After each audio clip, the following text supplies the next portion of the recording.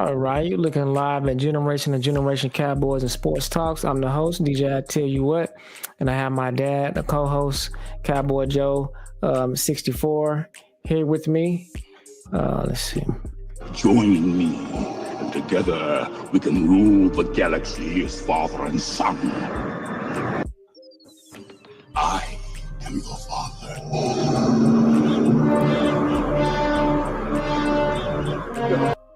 Okay, and so we're back with the Holiday Live. Back with the Holiday Live on Monday night. Monday Night Football is going on right now.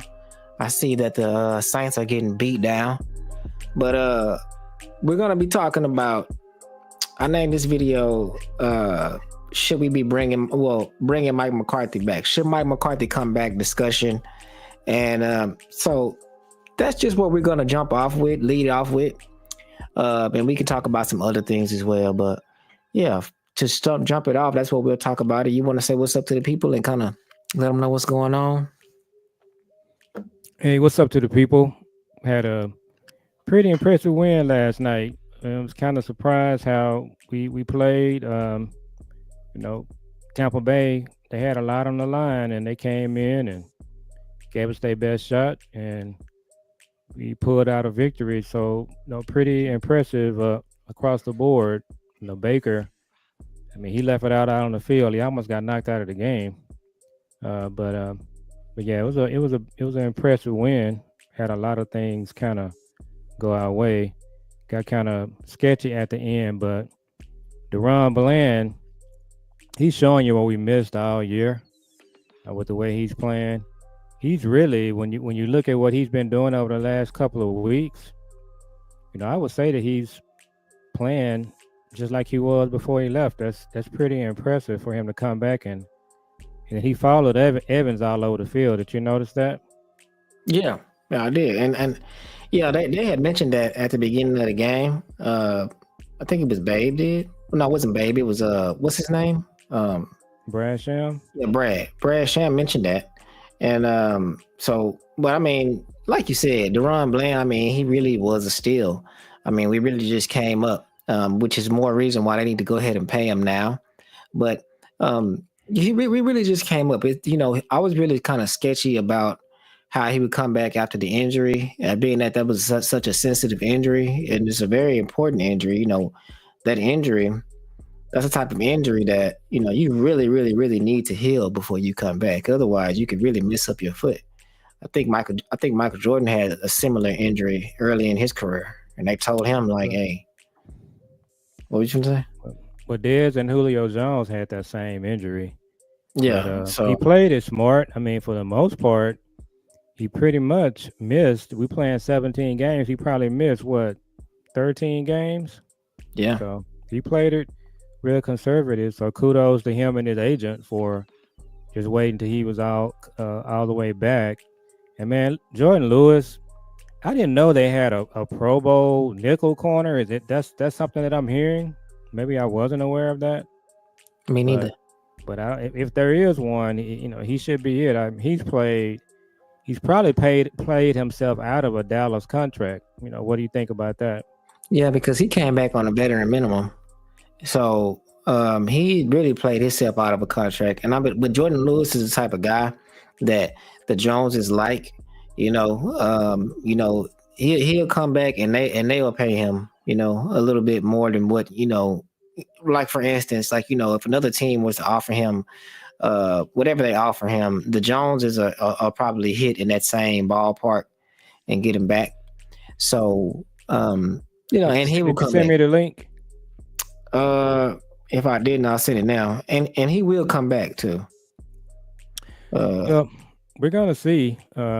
I think right now, if you look at it, just looking at last night's game, I think Cavante Turpin, Bland, Jordan Lewis, those are three guys that jump off the screen as far as new contracts. They will be smart just to go ahead and get those done. They're not going to add. They're not going to want to break the bank now. Bland is probably going to be the most expensive. He's going to, I'm sure, ask what he's worth. But if they're smart, they go ahead and get those done. Chauncey Golston, I've never been like a Chauncey Goldston guy.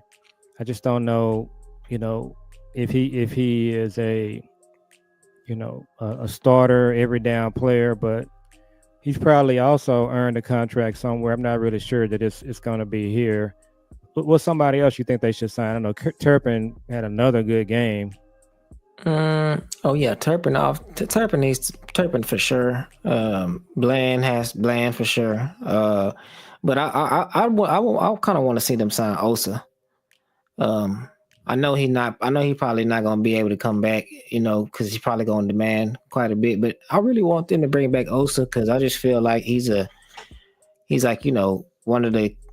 I just feel like he has he kind of has that engine makes the team go, and everybody always likes to see him win, and so I would like them to bring back Osa. Um, but really, it's just the defense that I would like to see them bring back. I would like to see them bring back Brandon Cooks. Uh, uh, and then you have Keystone Cowboy said Osa should be franchised. Well, that's a lot of money to be for Osa, but I agree. Osa can be franchised. And if it's not Osa, I really think that's it. That's all I can think of off the top of my head. You said the main people. Turpin has to come back, and then we have to get Osa. I mean, we have to. We need to do Bland early. Jordan Lewis needs to come back for sure. Because I mean, it's to me, it seems like ever since he came back last year and he signed for that veteran minimum. I mean, he been balling, like balling. He been making crazy plays. I mean, I remember that Detroit game last year. He just showed out. You know what I mean? And he's been playing good this year. He's a game changer. He's a game changer all the time. So, and that's really was it wasn't shocking, but it was surprising that his trajectory that he started playing really really good within the last 2 years. So, who else do you have in mind that you think we need to make sure that we bring back and we can't let escape? So I do like Osa. I would be curious to see what the franchise tag is. Um, he's played his best ball. Um, so they could. That's another one they could get ahead of with Bland. Um, let's see. Um, Brandon Cooks is an interesting one. You mentioned him. I would love to see Brandon Cooks come back as our third receiver. That would be a smart move. It's probably going to look just like it did last year when they had the chance to sign Gilmore and they just waited it out and they didn't sign him. So, Brandon Cooks is someone that has a lot of chemistry with Dak. And I still think we need to overhaul his wide receiver core. Uh, Last night, Flournoy, he made a couple of plays. I just really want to get a good look at him. Just watching him last night, he kind of reminded me of Brooks a little bit. He did have some quickness when he was going downfield. Um, didn't see Mingo again. I put some stuff out there today that boy, this Mingo thing is it's just not looking the way it's supposed to look. But was glad to see Flournoy get out there and get some snaps. So I kind of liked his quickness. So I want to see more from him with Lamb with that shoulder. They really need to start rotating those guys in. Uh, it's not going to be worth it to get Lamb out there and get him more banged up. They did say today that his shoulder can't get any worse. I don't know about that, but these guys are competitive. They're gonna go out and play. This Sunday they're playing a arch rival, division opponent. So I'm They sure ready. They CD's gonna be gonna ready. want. Yeah, they Yeah, they ready to play. He gonna play. He gonna play full speed, and they ready to play. What about Rico?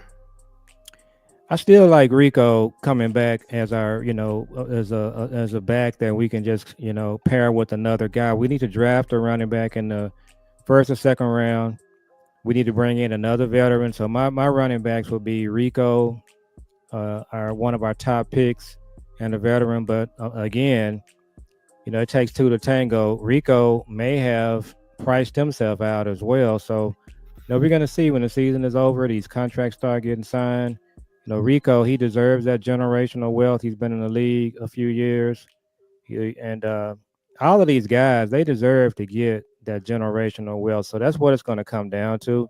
These guys are going to look at what's the best thing for them and their families. They're going to probably give Steven a window to sign him, but typically what Steven does, he just doesn't really do anything. He just lets these guys kind of hang out there, and they get scooped up. So we're going to see. I can tell you this: Micah is not going to be happy if we start losing. The Osas, uh, some of the guys that he's been balling with here lately.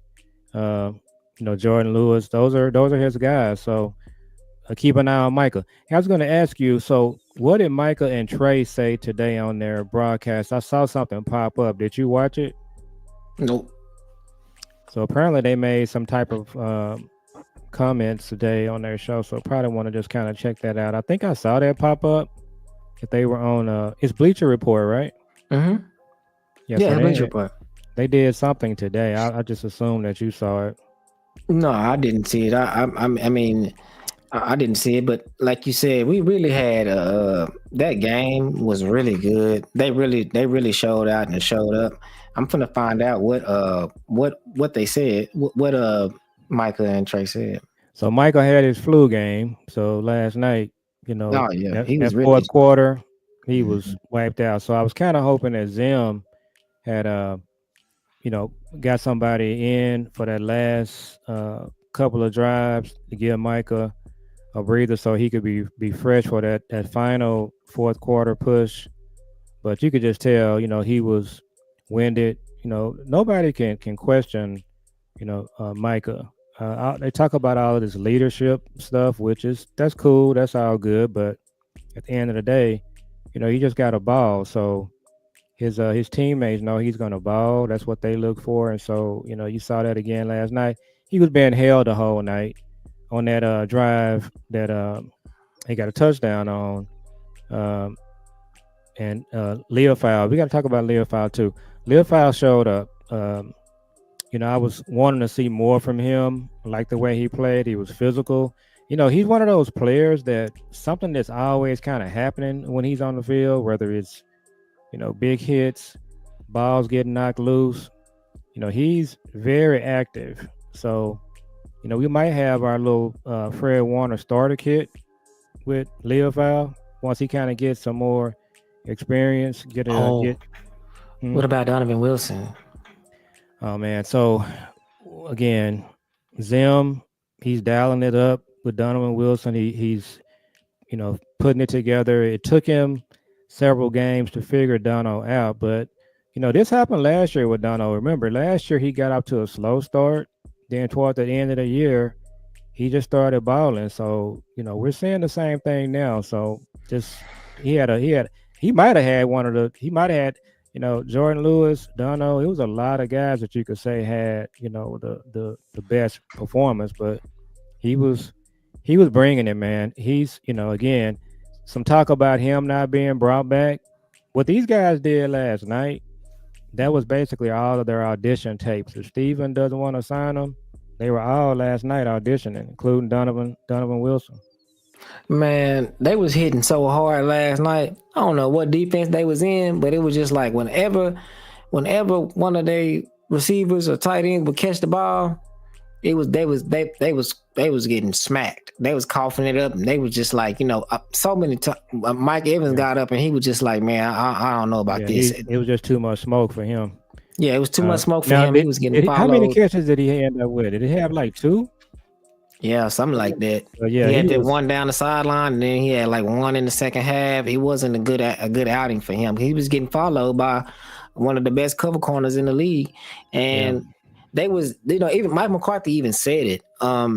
When they asked him, when he came back from halftime, they asked him, what does he have to do to keep the pressure on Baker Mayfield, and what do they have to do to stay up? And Mike McCarthy said, we just got to keep shading towards Mike Evans. Yeah, AO had a big hit. Almost knocked himself out of the game. I think he came back and played. But yeah, they are physical, the Bucks, man. And they did. Baker, like I said, he's a warrior. He stood in there, took a lot. I thought Donovan Wilson had knocked him out of the game. Yeah, but I could tell he wasn't. It was no way he wasn't gonna come back in that game. But he on that last play, Baker just looked like he could not believe that had happened.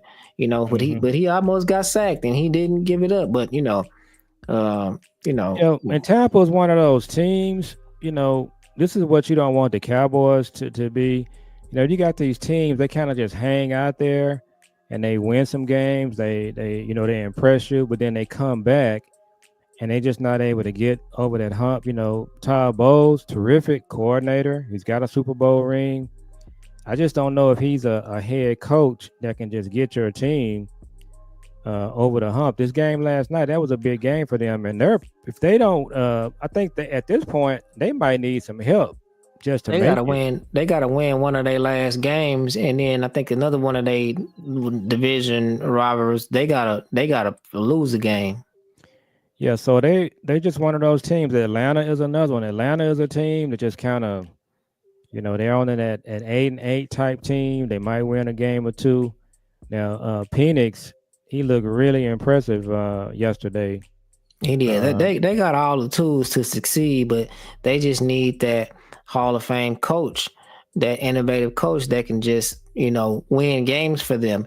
It's kind of like I said last night. This game is going to come down to physicality. It's going to come down to coaching. Some of these games is just like you can line up and be better than the other player, but it's the coach's scheme when they're playing chess that really opens things up. That's why I said we could pick if me and you wanted to be coaches right now, we could coach if we could pick the best players on each team and line up right now with a 52 man roster, and and let the rest of the NFL coaches pick their own teams with what they have left. They're gonna beat us every time because they just better coaches. That's just how it goes. So also I was looking at every time we play, like every time we have a game, what I like to do is I like to spy on the other fan base, before the game and after the game is really interesting. I really started doing this last year to where when we play a team, after we play the team, of course I would listen to our post game show with Brian Broaddus.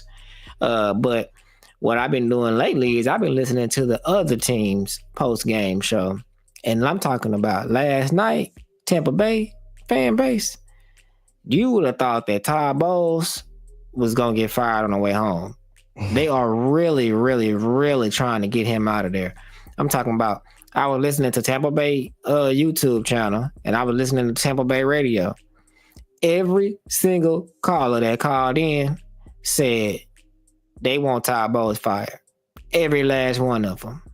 Like 10 calls in a row. Which kind of brings me to, and also they want Liam Cohen to take over. As a head coach? Yep. All the fans do. A lot of 49er fans are asking for Shanahan to be fired. I'm telling you, that's happening. And I don't think that's going to end up happening because I've been seeing rumors that Shanahan is trying to get an all-star roster together, trying to bring back Mike McDonald in. And so Shanahan ain't going nowhere. McDaniel from the Dolphins. Mike McDaniel. Yeah. They said he's trying to get them together. Bravo Salah. But they just hired their defensive coordinator, so I'm surprised they will be willing to bring Salah back. But well, that just shows, that's just the kind of team that they, to me, that's just the kind of team that they are. It doesn't matter if they good, if they just hired this guy. If a better coach is available, they're going to go get him. That's what they do. That's what they do. And I just saw before we came on, there was a little clip about Zim. They were asking him today if he was coming back next year. Mm-hmm. And he sort of said, it's been a whole lot harder than he thought. And it's almost like it's not a slam dunk that he will come back. He's a little long in the tooth. He's got a lot of stuff going on now. He owns horses. His kids are here. He's got grandkids. And so he's probably more family oriented because, a few years back, his wife passed away suddenly. Mm-hmm. And so he's kind of probably, not as married to this life as he used to be. So that was interesting that he said that today. So That was and so he said he wasn't sure he was going to talk about it later, but it ain't for sure that he would even come back if he's offered the job again. Well, that just goes to everything that I've been thinking in my head. The whole season, we're all talking about what's going to happen with Mike McCarthy, and we're looking at everybody's doing shows on the new on head coaching, head coaching candidates. Ben Johnson is a huge name, and we all know about him. I guarantee you, nothing is going to change. Mike McCarthy's going to be back, and then Zim is going to be the one that's going to get that we're going to have to hire a new coordinator. So now you're going to be hearing talk about Al Harris. Now you're going to be hearing that kind of talk. And, or somebody else on the staff that is familiar with Zim's scheme that can jump in that role because, like I said, I don't think the Cowboys are into doing the hard work as far as interviewing coaching candidates. So I don't think that they want to do that, You know, especially not if they remember when they first brought Mike McCarthy on board, they let Mike McCarthy do that. They let Mike McCarthy bring in Mike Nolan, and they told him that they were bringing that Kellen Moore was calling plays. So that just lets you know they don't really want to go out there and search. Those were two things that they did to let you know they don't want to search. They don't want to search for an offensive coordinator. They said Kellen is here. He gonna be elevated into that role. When they let him pick Mike Nolan, they just let him do that. So that's they're not gonna do anything. They might bring in a new offensive coordinator, but again, they're gonna let Mike McCarthy pick that. well, I think I'm thinking that they learned their lesson on that. It's kind of funny because I was wondering what George Edwards was. He's on the Tampa Bay sideline last night. Did you see him? Yeah. So he would be a guy. The question I have about Al Harris is that you always hear about coaches that have been prepping to be coordinators offensively and defensively over the years. Since he's been here, I just haven't really seen anything that says that Al Harris has been prepping to call defense and take over a defense. That may be something that people just know. So that would be my concern about him is, everybody got to do it for the first time. So I just want to know a little bit more about Al Harris, and if he's ready to take on this role. Paul Gunther is one of the coordinators there with Zim. He's been a guy that's called he's worked with Zim for a long time. He's a younger guy. He's not as old as Zim. So Well, George Edwards would probably be a guy that they would look at. So I'm not sure that Al Harris would just be the guy that they would get that job to.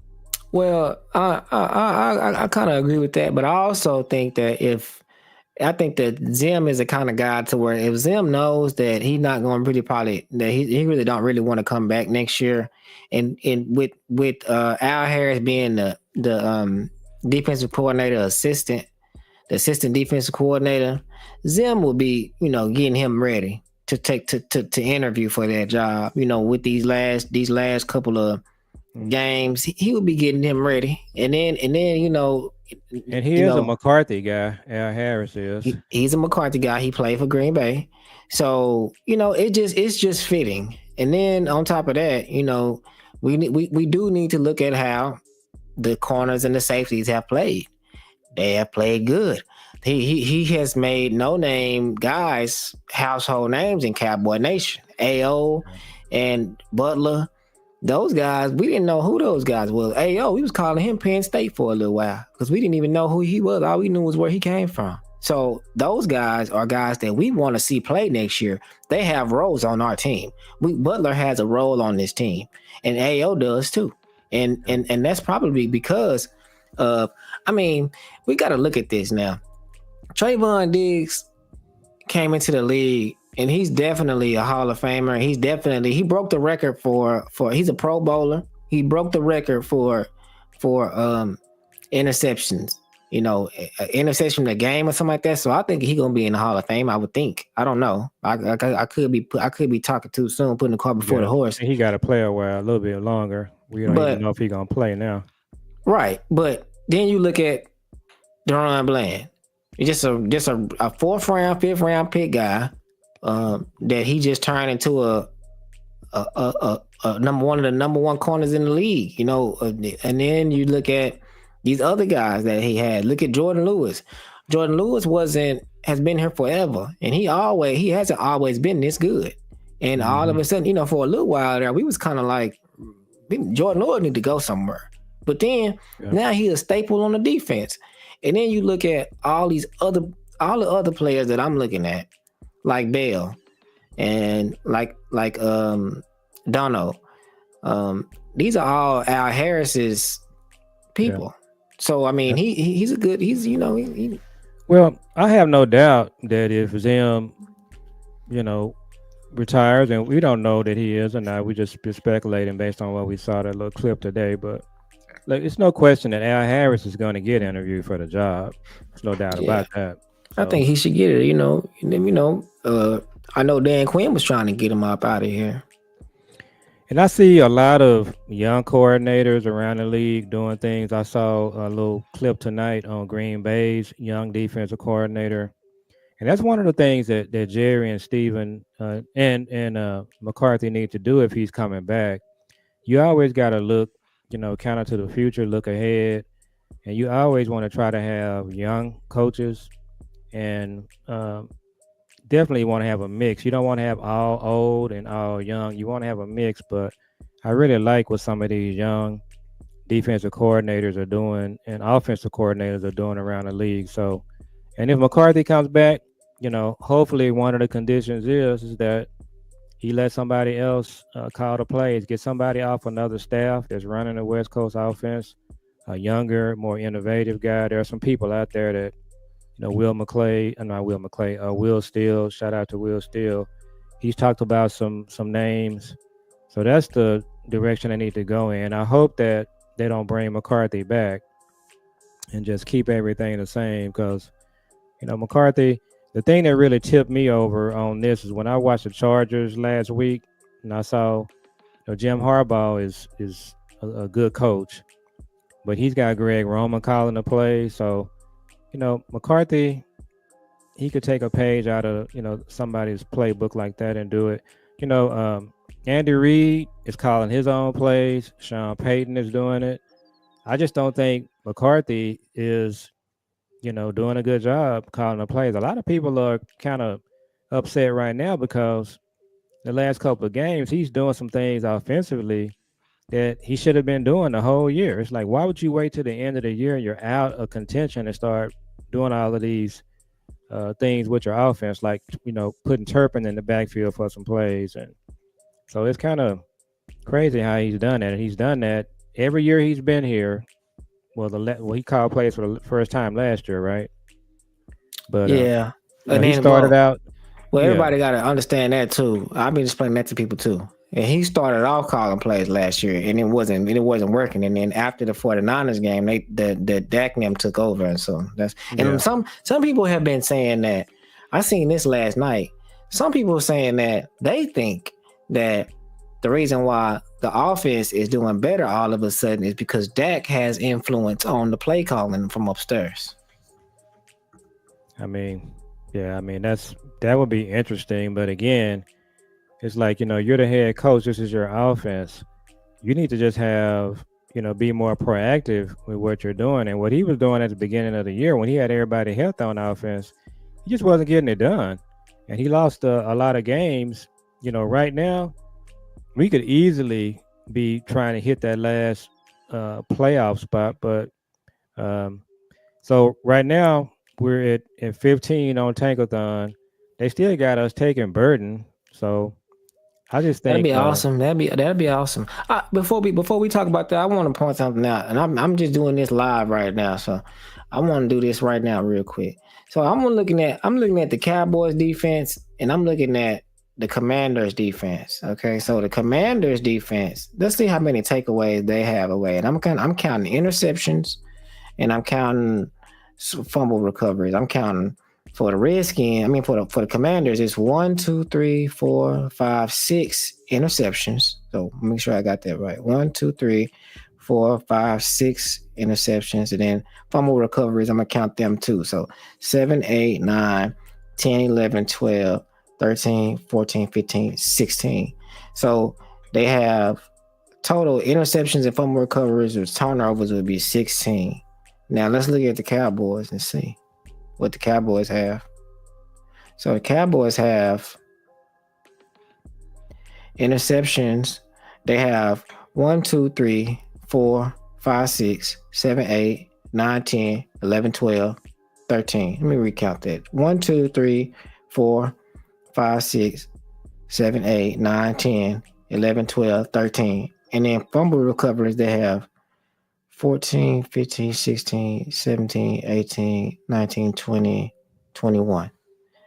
So 21 takeaways compared to 16. So the Cowboys defense is also on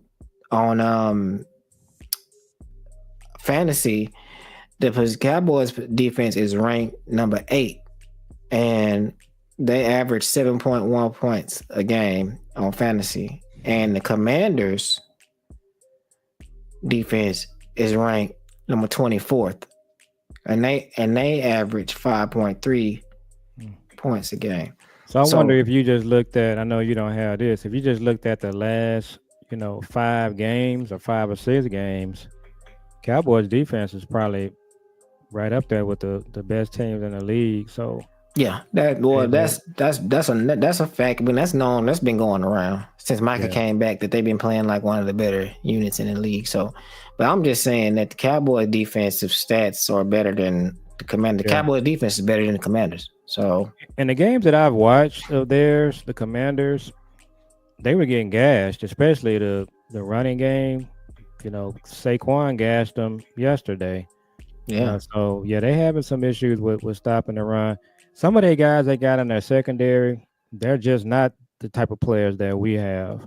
So they got a lot. They got a lot of work to do. But look, I can tell you right now. I told you this. If Dak hadn't got hurt, I think we would have been competing for the division. I don't know if we would have a good record as the Eagles. We would probably be, and we would be ahead of the Commanders. We would probably be ahead of some of these Atlantas, the Tampa teams that are trying to. I think we would probably have the 5th or the 6th seed if Dak hadn't got injured, because the way our defense is playing, offensively we started running the ball, so we would be a team that probably a lot of people wouldn't want to play. But yeah, I think this game Sunday is going to be competitive. They changed the time of the game, which is interesting. What they do? It was at 3. They moved it to 12.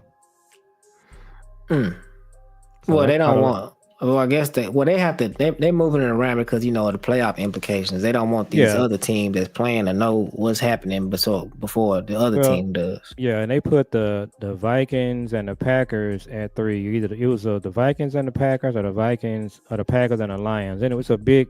Their division is playing a game, so they moved them to 3.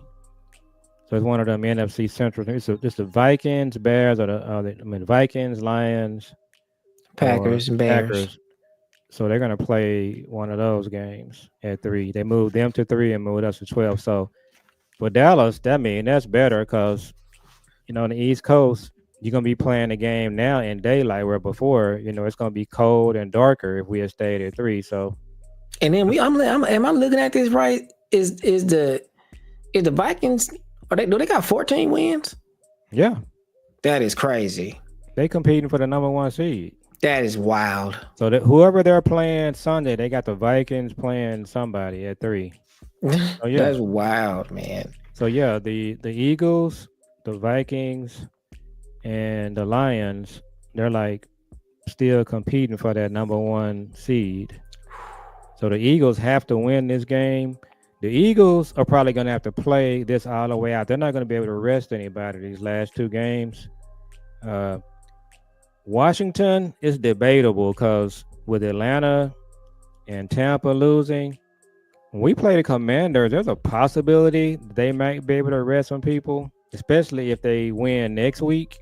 So if they win this coming Sunday, I don't know who they play. It's a possibility. Washington. It's a possibility when they play us, they won't need that game. Washington has to play the Falcons. Oh well, yeah.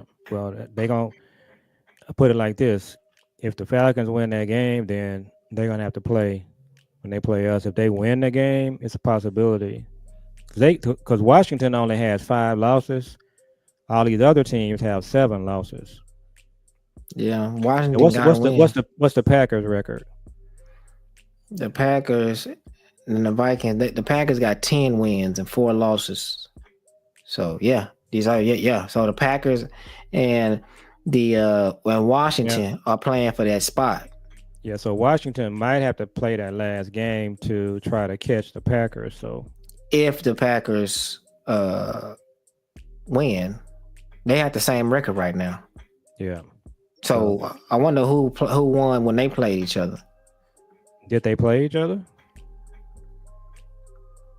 Because we didn't play the NFC. Yeah. I'm about to say, did we play the Packers? No, No. we didn't play the Packers. We played the Lions. But no. Yeah, so they wouldn't have played the Packers then. Yeah, I'm just hoping that the Commanders have to win that final game. Yeah. Well, we're gonna see because when they haven't played each other, so that means that that depends on what strength of schedule or who they have in common. I guess that they played. Yeah, we'll So probably know more.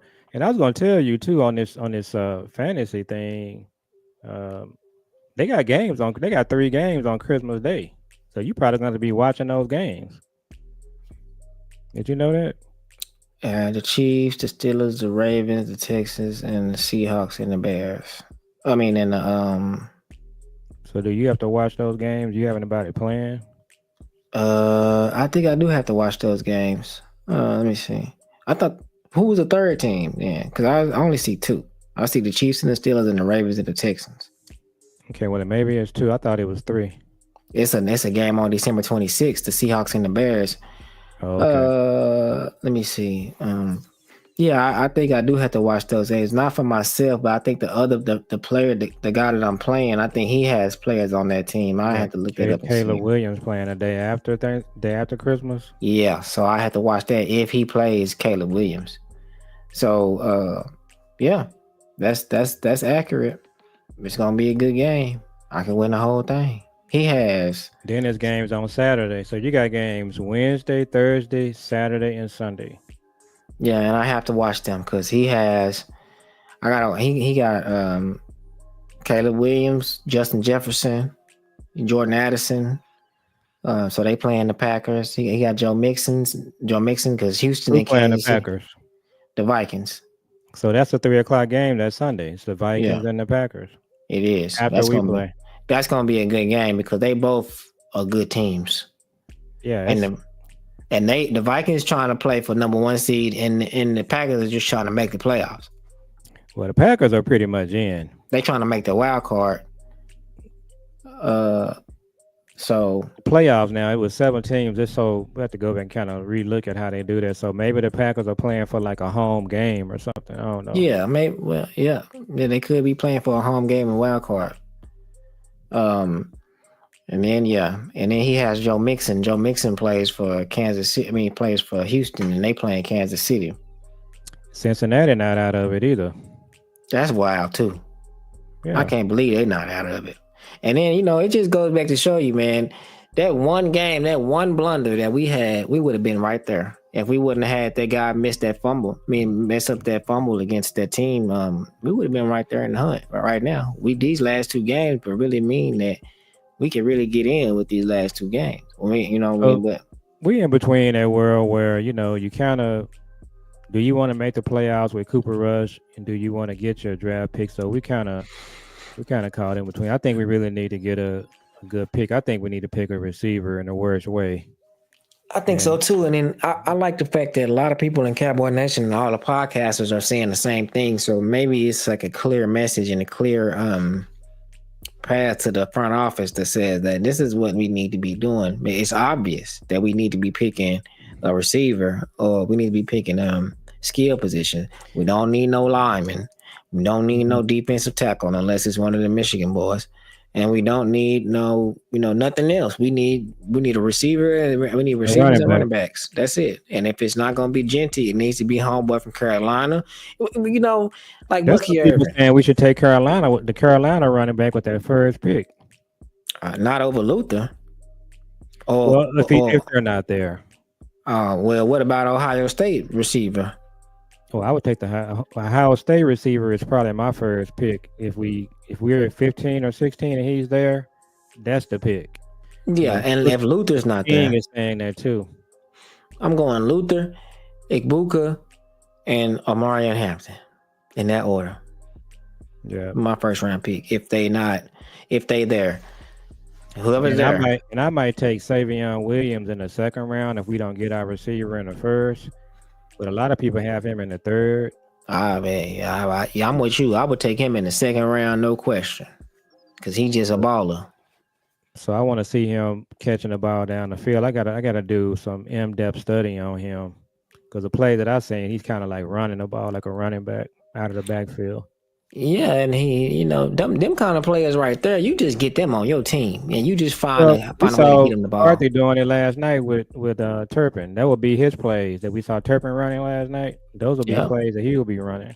And then he reminds me. You have a lot of those receivers a lot of those running backs, kind of like Bucky Irving, kind of them running backs that they don't even look like traditional running backs, but they just ball like Debo And Debo, and yeah. and what's his name from Seattle? They running back. He don't even look like a running back, but not the one that was drafted last year. The one that was drafted before that.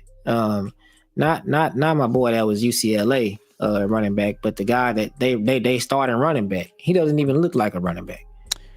Well, so Ibuka, just watching him, he reminds me of Amron St. Brown from Detroit. Amon-Ra, St. Brown. Yeah, he just He he looks doesn't. polished. He run. You like route runners. He run great routes. So but Luther do too though. Luther just he'll break your ankles. you like Luther. I mean, if he's there, you just take him. Oh yeah, no, he No definitely. question. So as we wrap, so to go back to where we started, so today, Brian brought us. He's leaning that McCarthy's coming back. Bobby Belt this morning, he's still convinced he's not coming back. Well, I think it's no question he's coming back because it's just too convenient for the Cowboys front office not to have to hire someone, and then it's also, if they were looking for any reason to bring him back, all of these wins that he's gotten and how he's gotten the team almost back to 500 after all of these depleted injuries and all of this. You know, that's what he's doing. And then the way that he's coming out and in his interviews, he's talking about, I love the way the team is fighting around, fighting for me, and all this kind of stuff. And Jerry is like, oh, what did Jerry say last night? Jerry was just like, oh, you can't say nothing. You can't say nothing. You can't say enough about McCarthy, and he's just one of the best and all of this and all of that. So ain't no question about it. It's gonna come down to dollars. That's what it's gonna come down to. Bobby Bell's argument is that that's kind of what he says about everybody, but you can't really read into what he's saying. And then what you just said right there, I still think that's going to be the sticking point because if he comes back, he has a new agent. He's going to want at least 3 years, and he's going to want more money. And so Jerry, he really doesn't want to pay probably what he's going to ask. He's going to ask for he's making 4.5. He's probably going to want to be like somewhere between 7 and 8. And he's going to want 3 years. I think the perfect scenario for him, and people don't remember this, when Wade Phillips won his first playoff game, think about that. He hired a coach. He hired Wade Phillips. He had never won a playoff game before. So Wade Phillips' first playoff win, we played the Eagles. We beat them here. You remember that? Yeah. They had Donovan McNabb. Yes. We played the Eagles we played them in the last game, and we turned around a week after that and had to play them. Right. So after that game, Wade Phillips got a 2-year contract extension, 2 years with a 3rd-year option.